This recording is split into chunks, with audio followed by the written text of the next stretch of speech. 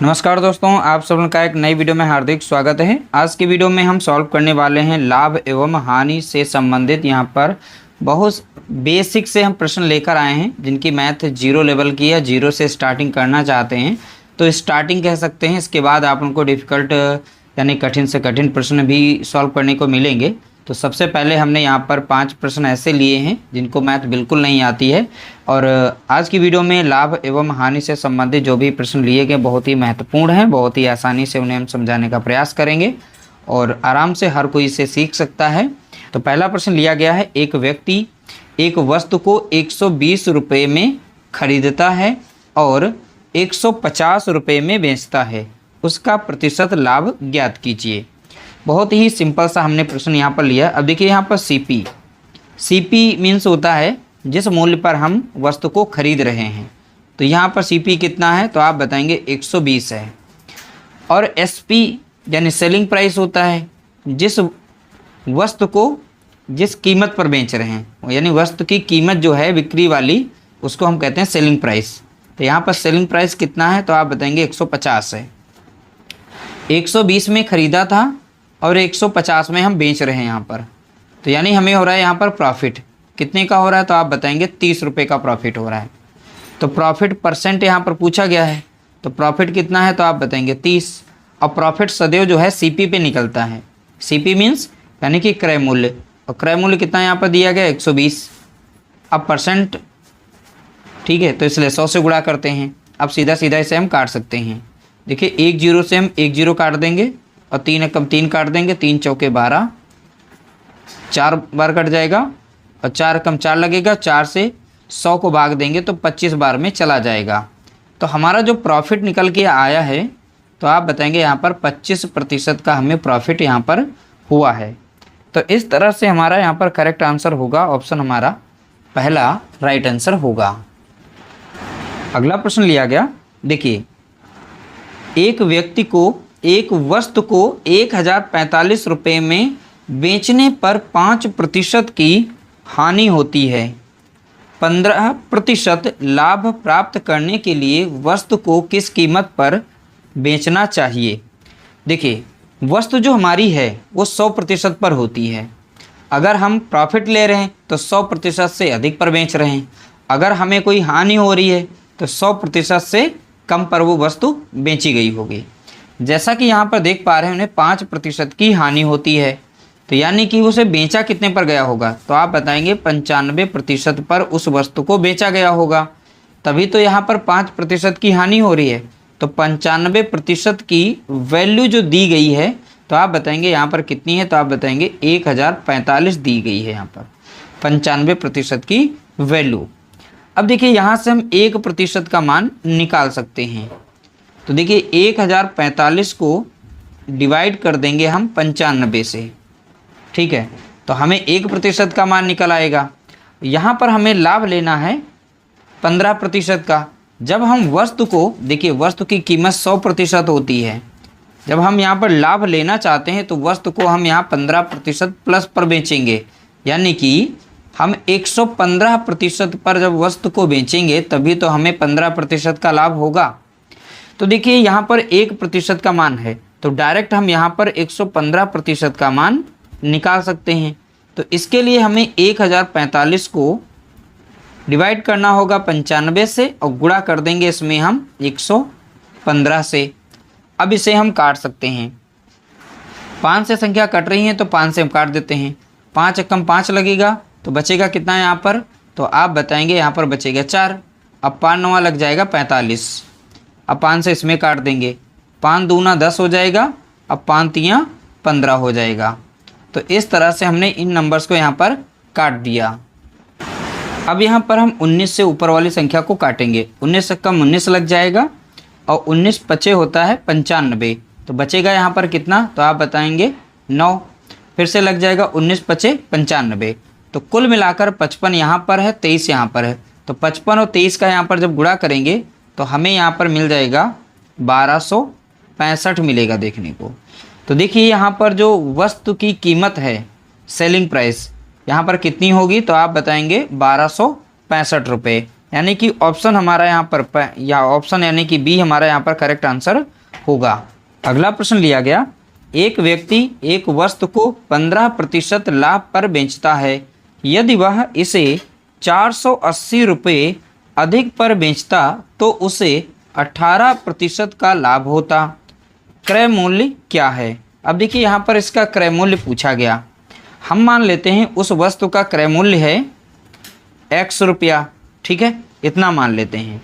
तो इसका 15% लाभ पर बेच रहा है, तो इसका हम 15% लाभ यानी कि 115% पर बेचा गया होगा। फिर बोला गया यदि वह इसे 480 रुपये अधिक पर बेचता, तो इतने पर तो बेच ही रहा है, तो इसमें 480 रुपये अधिक पर बेचता तो उसे 18% का लाभ होता। ठीक है, तो यानी कि बराबर में वैल्यू दी गई है, उस कीमत पर 18% का लाभ होता, यानी 118% पर उस वस्तु को बेचेंगे तभी तो 18% का लाभ होगा। तो इस तरीके से एक छोटा सा यहाँ पर समीकरण बनेगा। अब इसे सॉल्व कर लेंगे, आपका आंसर निकल आएगा। देखिए वस्तु की स्टार्टिंग कीमत हमने x रुपये यहाँ पर मानी थी। अब इसे हम सॉल्व करेंगे, x वाली जितनी भी वैल्यू हैं हम दूसरी साइड में भेज देंगे। अगर चाहें तो आप सीधा सीधा यहाँ पर लिख सकते हैं इसके साथ गुणा करके, प्रतिशत साइन हटेगा तो नीचे 100 आ जाएगा, तो हम यहाँ लिख सकते हैं 115x बटे में कितना आएगा तो आप बताएंगे 100, प्लस में कितना यहाँ पर रहेगा 480। ये समझाने के लिए हम यहाँ पर लिख रहे हैं 118x बटे में कितना रहेगा तो आप बताएंगे 100। अब देखिए यहाँ पर संख्या प्लस में इस साइड में भेजेंगे माइनस में चली जाएगी। ठीक है, आप चाहें तो इधर भी भेज सकते हैं। तो चलिए यहाँ पर लिखेंगे 480 बराबर में रहेगा तो 18x बटे में कितना रहेगा 100। अब यहाँ माइनस हो जाएगा 115x अपॉन 100। अब देखिए 118 से 115 जब माइनस हो जाएगा तो कितना बचेगा, तो आप जानते हैं यहाँ पर 480 बराबर में यहाँ बचेगा 3x बटे में कितना रहेगा 100। यहाँ पर 100 है भाग में तो इधर हो जाएगा गुणे में, तो इसके साथ गुणा कर लेगा, तो सीधा सीधा हम गुणा कर देते हैं। तो यहाँ पर वैल्यू अगर सीधा सीधा देखें तो 3x बराबर कितना बनेगा 48, 480 ये रहा और 2 जीरो यहाँ पर 100 इसके साथ गुणा कर लेगा तो 48,000 आ जाएगा। अब 3 से यहाँ पर काट देते हैं, 3 एकम 3, 3 एकम 3, 3 छक 18 और 3 जीरो यहाँ पर लग जाएंगे इस तरीके से। तो x बराबर कितना होगा तो आप बताएंगे 16,000। तो इस तरह से हमने पता कर लिया उस वस्तु की कीमत कितनी है, तो आप बताएंगे 16,000, यानी ऑप्शन यहाँ पर बी करेक्ट आंसर दिया गया है। अगला प्रश्न लिया गया, यदि 15 वस्तुओं का क्रय मूल्य 12 वस्तुओं के विक्रय मूल्य के बराबर है तो लाभ या हानि ज्ञात कीजिए। अब देखिए यहाँ पर बोला गया है 15 वस्तुओं का क्रय मूल्य मीन्स यानी कि CP बराबर है 12 वस्तुओं के विक्रय मूल्य के, सेलिंग प्राइस के। अब देखिए यहाँ पर CP लिखना है, इस साइड में SP जो दिया गया गुणे में तो इधर आएगा भाग में हो जाएगा इस तरीके से। इस साइड में संख्या कितनी बची थी 12 और इस साइड में गुणे में था 15 तो इधर हो जाएगा भाग में। अब देखिए सेलिंग प्राइस है 15 और यहाँ पर देखिए जो कास्ट प्राइस था इसका 12, यानी 12 में ख़रीदा गया 15 में बेचा गया, तो कितने का यहाँ पर फ़ायदा हुआ, 12 की चीज़ को 15 में बेचा गया तो प्लस 3 रुपये का यहाँ पर हमें फ़ायदा हुआ। तो प्रॉफिट परसेंट हमें बताना था, तो प्रॉफिट कितने का है 3 का। प्रॉफिट सदैव CP पर होता है, CP हमारा कितना है तो आप बताएंगे 12, गुणे में कितना रखेंगे आप 100 रखेंगे, 3 एकम 3 कट जाएगा और 3 चौके 12, 4 एकम 4 कटेगा, यहाँ पर 4 से 100 को भाग देंगे तो 25 बार में जाएगा। तो जो हमारा प्रॉफिट हो रहा है कितने का हो रहा है तो आप बताएंगे 25% का यहाँ पर हमें प्रॉफिट हो रहा है। ऑप्शन हमारा यहाँ पर पहला करेक्ट आंसर दिया गया है।